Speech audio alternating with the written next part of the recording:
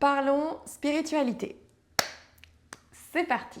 Alors, c'est la première fois que je vais ouvertement parler de spiritualité sur les réseaux, même si c'est vrai que c'est quelque chose qui est présent dans le monde du yoga. Je me suis pas toujours sentie légitime pour en parler parce que j'estimais exactement à l'image des postures, des exercices de respiration, des concepts, qu'il fallait que je vive les choses par moi-même, que je les expérimente dans ma vie, dans mon intimité, pour pouvoir en parler avec un maximum de sincérité et d'honnêteté. Donc ce que je vais dire, il faut savoir que c'est personnel, c'est subjectif et je serai peut-être amenée à changer mon discours, à changer mes propos, ne sait-on jamais, dans quelques mois, dans quelques années. Mais je pense quand même avoir des choses à partager avec vous qui pourront peut-être au moins éveiller un petit peu votre curiosité. Une des premières choses qui me semble importante par rapport à la spiritualité, c'est qu'il y a peut-être autant de formes de spiritualité qu'il y a d'êtres humains sur cette planète. On parle souvent de spiritualité dans le monde de la religion, même si ce sont deux choses qui sont différentes, puisqu'en fait on s'apparente souvent à une forme de relation à l'esprit, de relation au mental. Quand on regarde les définitions de spiritualité, qu'est-ce qui est spirituel dans les dictionnaires français classiques, c'est ce que j'ai fait avant de parler ici, on dit souvent que c'est ce qui est en rapport avec la non-matérialité, en rapport avec l'esprit et le mental. Ce qui est juste, mais il y a tellement plein de choses, d'autres choses à dire. Un des points fondamentaux pour moi dans la spiritualité, c'est qu'il faut rester ancré. C'est quelque chose qui peut être très attrayant, qui peut nous faire partir un petit peu dans les hauteurs, dans les hautes sphères. C'est souvent d'ailleurs le problème des gens qu'on appelle perchés, quand ils sont un petit peu déconnectés du monde réel. On peut complètement avoir une pratique spirituelle et pour autant rester ancré dans ce monde-là. On est fait de chair, de sang, on paye nos factures à la fin du mois, on fréquente pas toujours des collègues ou des chefs, des boss qu'on apprécie. Tout peut être relié à la spiritualité. Et c'est justement encore plus l'occasion dans notre vie du quotidien, dans notre vie de tous les jours, d'amener notre pratique spirituelle. Donc s'il vous plaît, restez ancrés et encore plus important, gardez toujours votre esprit critique. Quand on est dans une pratique spirituelle, on est la seule personne à vraiment savoir ce qui résonne en nous. Pourquoi est-ce qu'il y a des concepts, pourquoi est-ce qu'il y a des mots, des émotions, des gestes, des personnes qui nous touchent plus que d'autres, parce qu'on a tous un parcours différent, on a tous des causes qui nous touchent plus que d'autres, et donc forcément la spiritualité va répondre à des besoins, à des questions, à un besoin de sens, qui pourra être complètement différent chez une autre personne.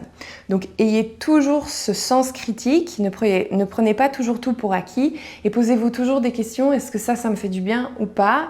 Est-ce que je me fais peut-être manipuler? Alors souvent, bien sûr, on ne va pas s'en rendre compte aussi frontalement, mais c'est toujours important de prendre un petit peu de recul, de se dire ok, est-ce que ça m'a l'air sain ou est-ce qu'au contraire, je peux peut-être le laisser de côté?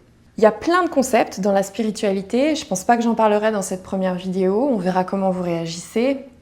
On peut parler de l'ego, on peut parler de l'amour inconditionnel, on peut parler aussi d'énergie, on peut s'inspirer d'autres cultures, on peut s'inspirer d'autres théories avec l'Ayurveda, la médecine traditionnelle chinoise. Pour moi, être dans une pratique spirituelle, c'est être ouvert justement à tout ce qui se présente à nous. Et on a des périodes de vie où on va être justement plus sensible à des choses et à d'autres. Donc regardez, si vous ne pratiquez pas encore si vous n'avez pas encore une pratique spirituelle, regardez, faites confiance à votre intuition, qu'est-ce qui vous attire en ce moment? Je pourrais détailler aussi un petit peu les concepts de souveraineté. C'est super important, comme je disais, de garder son esprit critique, de toujours revenir à soi, d'apprendre à, par exemple, savoir dire non, se comprendre, se connaître, pour pouvoir ensuite justement développer des choses qui soient de plus en plus alignées avec qui vous êtes et avec votre pratique spirituelle. De mon côté, en tout cas de mon expérience personnelle, une des choses qui a été primordiale dans le début de ma pratique spirituelle, c'est de reconnecter avec ce concept de la foi.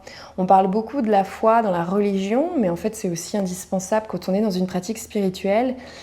puisque à partir du moment où vous reconnectez avec ce concept de foi, vous êtes capable de comprendre des choses en prenant du recul par rapport à ce qui se passe dans votre vie, que ce soit des événements positifs ou négatifs, et de vous dire, ok, est-ce que cet événement-là, au lieu juste d'en être victime, si c'est souvent un événement compliqué, est-ce que je peux peut-être comprendre qu'est-ce que ça vient réveiller en moi, qu'est-ce que ça m'oblige à révéler, à éclairer, et comment est-ce que j'arrive à passer au-delà des premières difficultés qui peuvent être la douleur, la souffrance, la tristesse, la déception, la jalousie, et peut-être me rendre compte qu'il y a des choses encore plus latentes qui sont ici réveillées. La pratique spirituelle, contrairement à ce qu'on peut s'imaginer, c'est pas juste allumer des bougies, faire de l'encens dans son salon en tirant un oracle. C'est quelque chose du quotidien, c'est quelque chose, comme je disais, qui peut être aussi très matériel. C'est aller travailler, par exemple, ses parts d'ombre. Vous avez peut-être entendu parler en anglais du shadow work. On en parle, par exemple, quand on parle du second chakra. C'est comprendre pourquoi on réagit parfois un peu violemment ou négativement face à des personnes qui vont révéler des choses en nous. C'est comprendre aussi quels sont nos cycles, quelles sont toutes les choses qu'on répète inlassablement, que ce soit par exemple dans notre schéma familial, dans notre schéma amoureux, notre schéma professionnel. Et souvent, ça, ce sont des indices quand on se rend compte que des choses dans notre vie se répètent inlassablement. C'est souvent qu'il y a des choses à détricoter. Et en fait, la pratique spirituelle, c'est un effort. Souvent, on parle de karma, on se dit « Ah, mais ça c'est le karma, je ne peux rien y faire, ce n'est pas entre mes mains ». C'est faux. Alors, je ne renie pas le concept du karma, mais vous avez du pouvoir. Vous avez le pouvoir de changer des choses. Et parfois, on ne se rend pas compte à quel point on peut changer des choses en profondeur. Oui, vous pouvez quitter votre emploi. Oui, vous pouvez quitter cette personne qui vous fait parfois défaut. Oui, vous pouvez déménager et aller vivre dans un autre endroit qui vous attire. C'est toujours la question de comment, pourquoi, aller chercher le vrai. Et on se rend compte finalement que tout est possible et tout est aligné quand on suit son cœur. Donc c'est aussi important de savoir justement quelles sont les raisons qui nous poussent à faire des choix dans nos vies.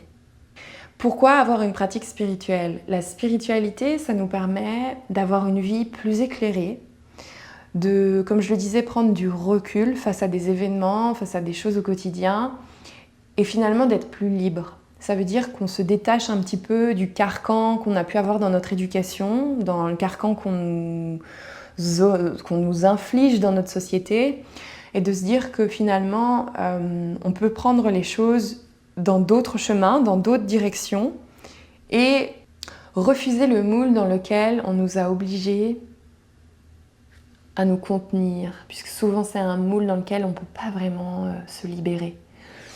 On parle aussi beaucoup de potentiel dans la spiritualité, puisque quand on arrive en fait à se détacher de toutes ces choses qui sont imposées dans notre société comme le stress, comme le manque de temps, le manque de joie, le manque de lien, c'est très difficile d'aller chercher, puiser dans cette énergie en nous qui ne demande qu'à s'exprimer. C'est une énergie souvent qui est créative, qui est spontanée et qui est là en fait pour faire du don. Souvent on se pose la question, qu'est-ce que la vie est dure, pourquoi elle m'impose ça? La question, c'est pas qu'est-ce que la vie est censée m'apporter, qu'est-ce que je suis censée vivre dans cette vie, c'est plutôt qu'est-ce que moi je suis censée apporter à ce monde, à cette humanité. Et c'est là où on va retrouver le concept de mission de vie. J'aime pas trop le mot mission, mais on peut l'appeler aussi dharma. C'est un peu cette idée de quelle est ma place, où je me sens parfaitement alignée, où je sens que je suis dans la joie, où je sens que même si c'est un effort, ça me fait plaisir de le faire, et en même temps, j'apporte des choses positives aux gens, aux choses qui sont autour de moi.